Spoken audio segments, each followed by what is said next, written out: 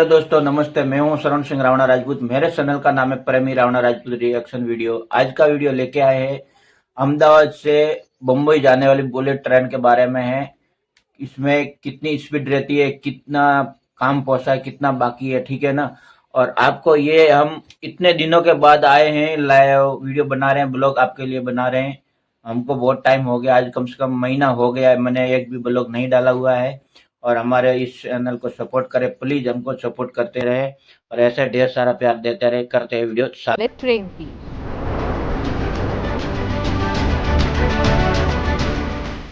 महाराष्ट्र और गुजरात के financial hubs को कनेक्ट करता एग्जिस्टिंग रोड जर्नी है 10 घंटों का।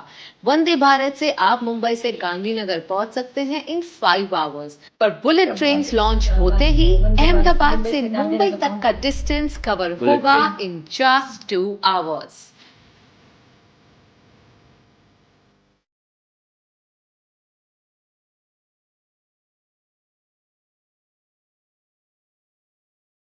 मतलब जितना वक्त आपको नोएडा से गुड़गांव या बोरीवली से चर्चगेट तक लगेगा, उतने ही वक्त में आप अहमदाबाद से मुंबई पहुंच सकते हैं। यानी ब्रेकफास्ट में खाओ जलेबी फाफड़ा और लंच में खाओ vada pav. Bullet train Japan में रहने वालों के लिए आम बात, बट हम इंडियंस के लिए it's truly a big leap of faith. और इसीलिए भारत की सबसे पहली बुलेट ट्रेन जापान के एक्सपर्ट्स द्वारा बन रही है।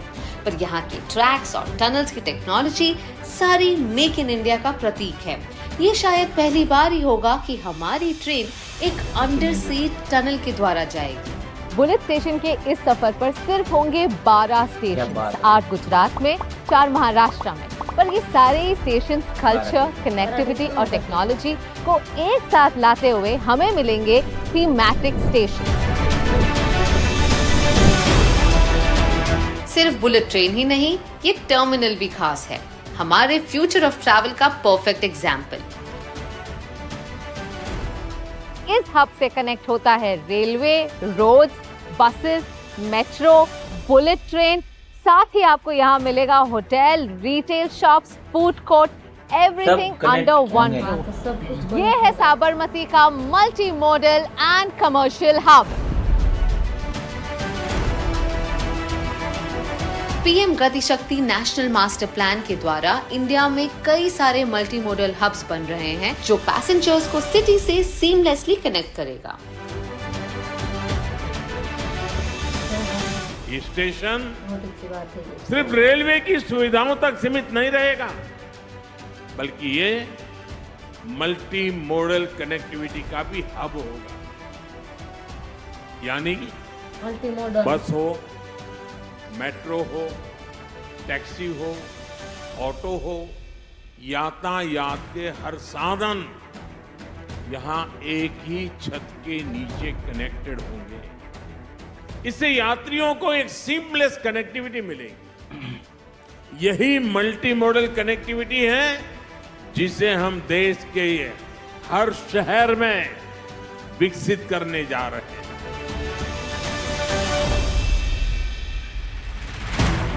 इस टर्मिनल को देखकर समझ ही नहीं आ रहा इसे स्टेशन कहूं या मॉल, होटल कहूं या एयरपोर्ट। इतनी कंट्रीज ट्रैवल कर चुकी हूं, पर ऐसा मल्टी मॉडल कनेक्टिविटी हब कहीं नहीं देखा। This is a reflection of new India, India that is far ahead than the rest of the world.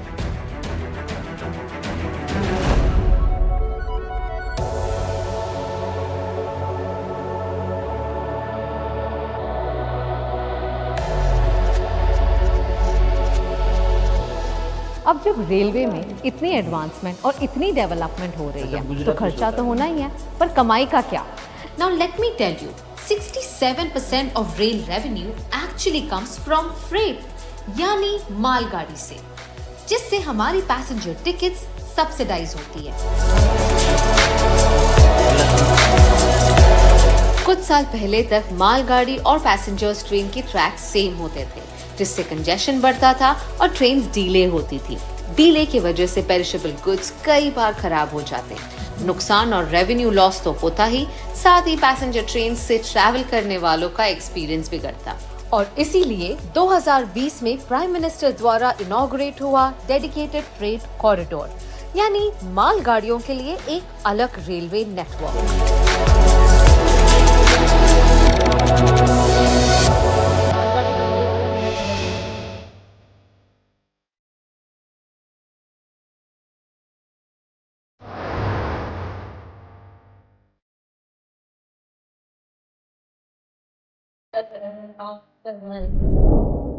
Wow, this is so fascinating. मुझे ऐसा लग रहा है like I have stepped into the future. तो ये है डेडिकेटेड फ्रेट कॉरिडोर का state of the art operations control centre, जहां से मालगाड़ियां कंट्रोल हो रही हैं बटन।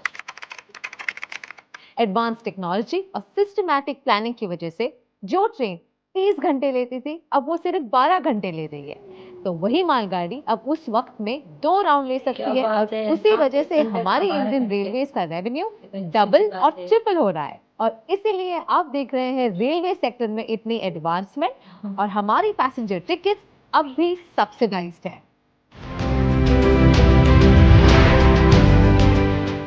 25 से 30 किलोमीटर पर आवर की स्पीड से अब इन मालगाड़ियों की स्पीड 70 से 80 किलोमीटर पर आवर हो चुकी है। इन मालगाड़ियों की स्पीड और कैपेसिटी की वजह से एक्सपर्ट्स का मानना है कि हर 1 किलोमीटर चलती ये फ्रेट ट्रेन रोड पर चलने वाले ऑन एन एवरेज 72 ट्रक्स को रिप्लेस करती है। ये हमारे लॉजिस्टिक कॉस्ट को भी रिड्यूस करती है, bringing it down from the current 15% of GDP to a more sustainable 8% by 2030। World class infrastructure के इतने फायदे हैं, शायद हम कभी रियलाइज भी नहीं करते।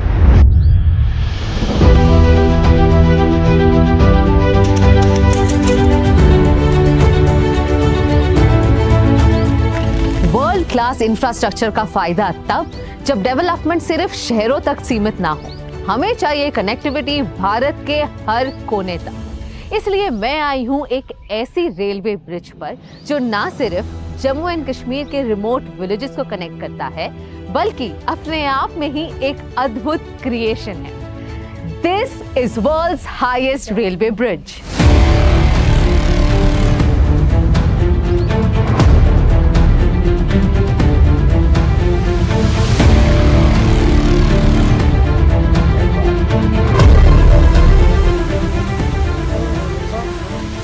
क्या आप मानेंगे कि आजादी के 75 सालों बाद भी भारत में एक ऐसा स्टेट है जिसके 300 किलोमीटर तक की एरिया में कोई रोड या रेल कनेक्टिविटी थी ही नहीं। मैं बात कर रही हूँ जम्मू और कश्मीर को जोड़ता उधमपुर श्रीनगर बारामूला की 272 किलोमीटर की ये रेलवे लाइन, जो बहुत ही मुश्किल और चैलेंजिंग प्रोजेक्ट रहा है।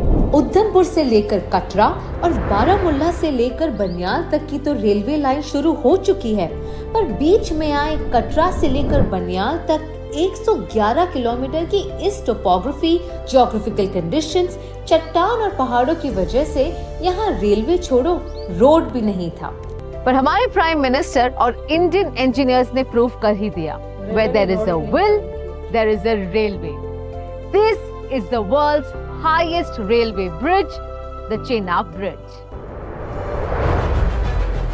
चेनाब नदी के तल से 359 मीटर्स ऊंचा, 1315 मीटर्स लंबा चेनाब रेल ब्रिज एक आइकॉनिक आर्च शेप में डिजाइन किया गया है। ये ब्रिज बनाने में 30,000 मेट्रिक टन स्टील का इस्तेमाल हुआ है, यानी आईफिल टावर से 4 गुना ज्यादा। चाहे टेम्परेचर -40 डिग्रीज हो या 260 किलोमीटर पर आवर की विंड स्पीड, और अंडर एक्सट्रीम सर्कमस्टांसेस 17 पियर्स में से एक पियर डैमेज होने पर भी ये ब्रिज टस से मस नहीं होगी। ट्रेन्स तब भी इस पर दौड़ेंगी at the speed of 100 kilometre per hour. Harsh weather conditions और टोपोग्राफी के अलावा इस ब्रिज को बनाने के लिए सबसे मुश्किल बात थी यहाँ तक इक्विपमेंट और कंस्ट्रक्शन मटेरियल लाना।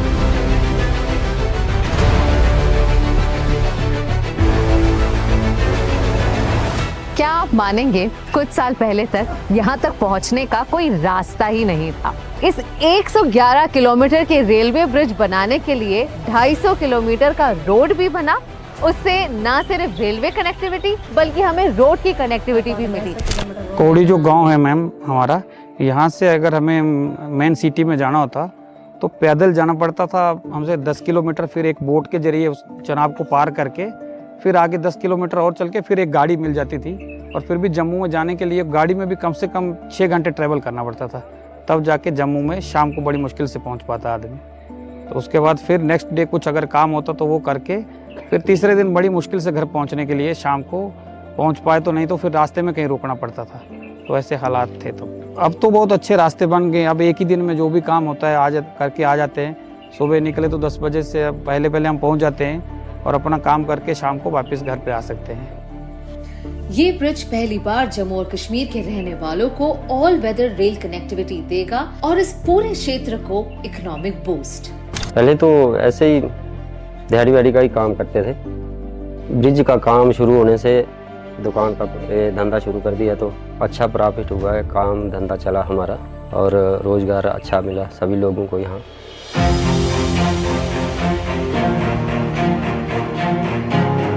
बक्कल से शुरू हुआ ये आज खत्म होता है कौड़ी पर और अब मैं हूँ इस आज के फाउंडेशन पर। This in itself feels humongous. इस फाउंडेशन का विड्थ है 46 meters, which means 1/4 of the football ground. Wow, this is truly amazing. क्या दिमाग लगाया है हमारे इंडियन इंजीनियर्स ने।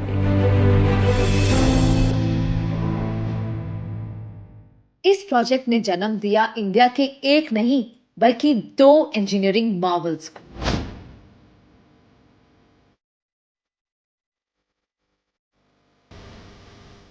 आप मुझे देखकर समझ ही गए होंगे कि यहाँ कितनी तेज हवा चल रही है।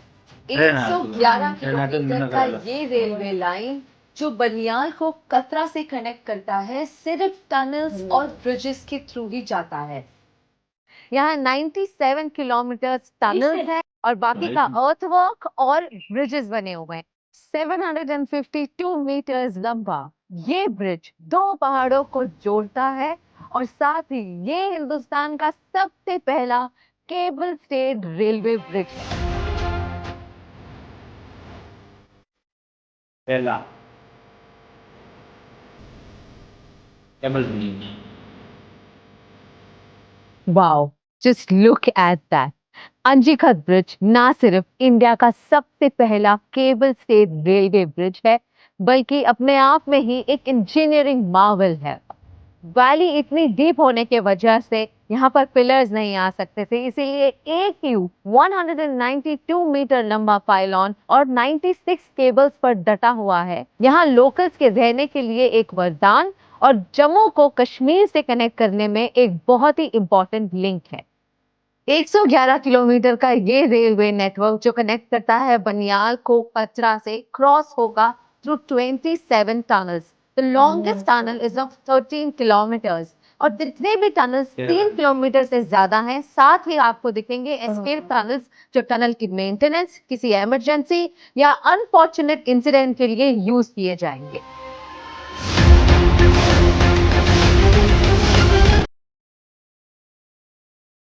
स्ट्रेंथ और एस्थेटिक्स का परफेक्ट एग्जाम्पल। इन ब्रिजेस की लाइफ स्पैन 120 सालों से भी ज्यादा है। ये रेलवे लाइन 2024 के एंड तक शुरू हो जाएगी। जहां नॉर्थ में बन रहा है वर्ल्ड का हाईएस्ट ब्रिज, वहीं साउथ में बन रहा है इंडिया का सबसे पहला वर्टिकल रेलवे ब्रिज। 110 साल पुराने पंबन ब्रिज को मिल रहा है नया रूप। नई ब्रिज बड़ी ही आसानी से ऊपर की तरफ स्लाइड होकर कार्गो शिप्स के लिए रास्ता बना देगी। कुछ इसी तरह आसाम और अरुणाचल प्रदेश को जोड़ता हुआ बना है इंडिया का लॉन्गेस्ट और एशिया का second longest rail cum road bridge, the Bogibeel bridge, जहां ऊपर चलती हैं गाड़ियां और नीचे चलती हैं रेलगाड़ियां। हमारे prime minister with his unwavering dedication ensure कर रहे हैं रेल कनेक्टिविटी भारत के हर कोने तक, ये जानते हुए कि ये अफोर्डेबल ट्रांसपोर्ट हर इंडियन की एक बेसिक नेसेसिटी है। हम सब इंडियन इंजीनियर्स के इतने आभारी हैं कि इतनी कठिन और चैलेंजिंग सिचुएशंस में भी ये डटे रहे और हम सभी को एक साथ बांधने के लिए रास्ता निकाल ही लिया। मैं तो यहाँ सिर्फ 30 मिनट से हूँ और मुझे अब इतनी ठंड लग रही है that I got to go. But आप सोचिए नॉर्दर्न रेलवे, कोंकण रेलवे और यहाँ के जितने भी सारे लोकल्स हैं कई सालों तक यहाँ रहकर काम कर रहे हैं ताकि हम सबको कनेक्टिविटी की सहूलियत मिल सके. So I must thank and congratulate them for this spectacular work that they have done. Thank you very much. पूरे हिंदुस्तान की तरफ से थैंक यू. पिछले 10 सालों में भारतीय रेलवेज ने अपनी कहानी को एक नई दिशा दी है, जिसमें स्पीड और इंफ्रास्ट्रक्चर के साथ साथ कनेक्टिविटी भी गहराई से बढ़ गई है. आज इंडियन रेलवेज हर एक भारतीय का गर्व और सेल्फ रिस्पेक्ट का अभिन्न हिस्सा बन चुकी है. यह है सपनों की उड़ान और एक बदलते भारत की पहचान. सही बात है. वो भारत जो अब सिर्फ चलेगा नहीं दौड़ेगा. बल्कि दौड़ेगा, और वो भी इंडियन रेलवेज की पटरियों पर. कुदरत के करिश्मे और जन्नत जैसी नेचुरल ब्यूटी के वरदान के बाद अब भारत जैसा ब्लेस्ड बना है दिया एक भारत को. मैन मेड आर्किटेक्चरल मार्वल से, और ऐसा नजारा देखकर दिल से आवाज आती है. एक ही आवाज निकलती है, and that is love my India. दोस्तों ये तो देख के वीडियो है ना भाई, बहुत ही दिल गार्डन हो गया. प्राइम मिनिस्टर नरेंद्र मोदी जी ने ये क्या बना दिया भारत के अंदर यार. जो भी नरेंद्र मोदी दुनिया में नहीं रहेंगे तब याद आएगी नरेंद्र मोदी सबको कि क्या थे वो चीज. ठीक है ना, भारत को कितना विकास कर दिया. तो भी इंसान नहीं मान रहे भारत का. ठीक है ना, मगर मेरे को तो ये दिन देखने के लिए तो बड़ा इच्छुक हूँ. और हमारा ये हर भारत में लागू हो गया है, चालू भी हो गया है. ज़्यादा से 80% काम पूरा ही हो गया है. और देखो 2030 तक है ना पूरा काम पूरा हो जाएगा 100%. ठीक है, तो भी काम तो चलता ही रहेगा. मगर नरेंद्र मोदी ने जो 3 पिलर काम चालू किए है ना, अमृत भारत है, नमो में भारत है और नमो गंगा है, ऐसे किन से 3 ही है ना. तो वो तीनों ट्रेन का काम चालू है ना, वो भी बहुत जोर से काम चालू है. 2030 तक तो पूरा हो जाएगा. ये वीडियो आपको अच्छा लगा हो तो लाइक शेयर जरूर करें. और इसके 3 पार्ट हैं वो भी आप जाके जरूर देखें. ठीक है ना, ये 4था पार्ट है. ठीक है ना, और मिलते हैं अगले वीडियो में. जब तक लिए जय श्री राम, जय हिंद, जय भारत.